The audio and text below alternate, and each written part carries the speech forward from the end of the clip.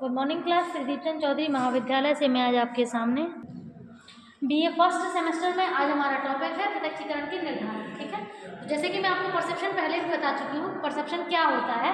ठीक है, तो आज हमें परसेप्शन के निर्धारक को जानना है कि आखिरकार जब भी हम किसी चीज़ का प्रत्यक्षीकरण करते हैं, उसे पहचानते हैं, तो उसके पीछे क्या कारण हो सकते हैं जो हमें उसे पहचान कराने में मदद करते हैं। ठीक है, तो यहाँ पर हमारा जो फर्स्ट पॉइंट है वो है अधिगम का सिद्धांत। ठीक है, या अधिगम का प्रभाव।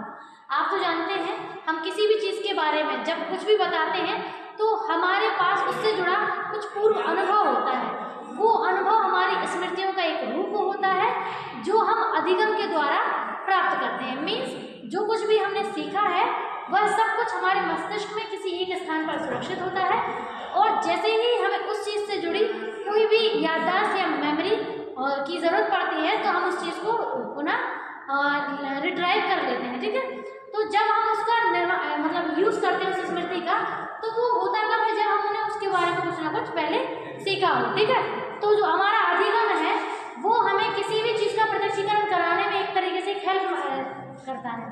ठीक है, ठीक है, तो देखिए जब हम कोई भी चीज़ सीख लेते हैं तो अधिगम आप तो जानते हैं। जैसे मान के चलिए फॉर एग्जाम्पल एक छोटे बच्चे का एग्जाम्पल ले लीजिए।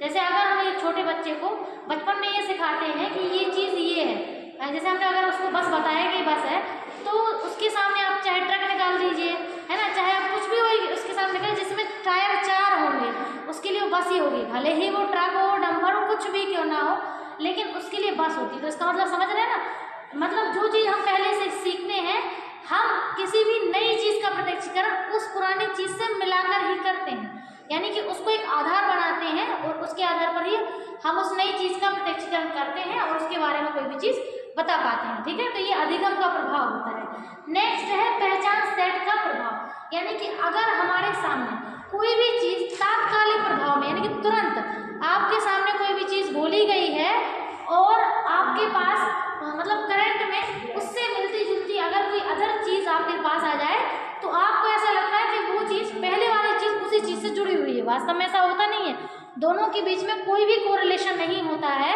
लेकिन आपको ऐसा लगता है। क्यों? क्योंकि उनकी प्रॉपर्टीज सेम होती हैं, मतलब दोनों ऑब्जेक्ट की जो मतलब रूपरेखा होती है वो लगभग सेम होती है। इस वजह से आपको पुरानी जो चीज़ है जो आपने करंट में सोची उसका करंट चीज़ से आपको ऐसे एक तरीके से रिलेशन लगता है, वास्तव में ऐसा होता नहीं है। नेक्स्ट है आकृति पृष्ठभूमि संबंध पर सेट का प्रभाव। जैसे अगर आपको पहले ये बता दिया जाए कि हम आपको कोई चीज़ अगर दिखाएं तो आपको उसमें ये देखना है। ठीक है, और आपको चूंकि पहले बोल दिया गया है और जो आपको चीज़ दिखाई जाएगी, जो भी ऑब्जेक्ट दिखाया जाएगा, तो आप उसमें वास्तव में बिल्कुल वही देखेंगे जो आपसे बोला गया था। क्यों? क्योंकि आपको पहले ही बोल दिया गया है कि आपके लिए क्या आकृति होगी या क्या पृष्ठभूमि।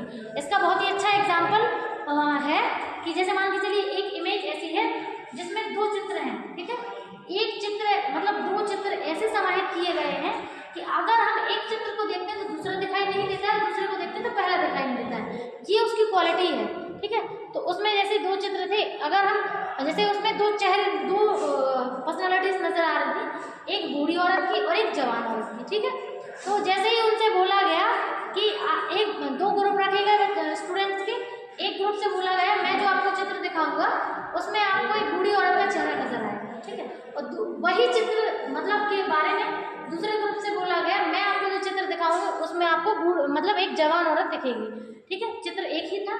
जब दोनों ग्रुप को इंडिविजुअली दिखाया गया, पहले ग्रुप को पहले दिखाया गया वही चित्र और फिर दूसरे ग्रुप को भी वही चित्र दिखाया गया, तो चूंकि पहले ग्रुप को पहले ये बोला गया कि आपको बूढ़ी औरत का चेहरा नजर उसमें आएगा, तो उन लोगों को वही चेहरा नजर आया जो उनसे बोला गया था। ठीक है, और जिनको ये बोला गया था कि उनको एक जवान युवती का एक पूरा बॉडी उसमें नजर आएगी, तो उनको वही नजर आया। इसका मतलब ये हुआ कि जो उनको पहले से आकृति बताई गई थी कि आपको ये आकृति नजर आएगी, तो उन्होंने वही आकृति उस चित्र में देखी और बाकी सब उनके लिए क्या हो गया, बैकग्राउंड, यानी कि पृष्ठभूमि।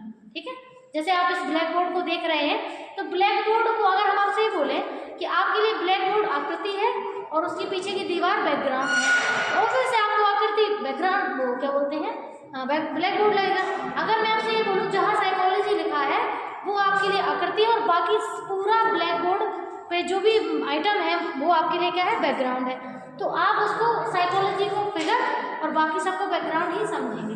क्यों? क्योंकि आपका पूरा जो ध्यान है, पूरा ध्यान आपका कहाँ फोकस हो गया? साइकोलॉजी पर।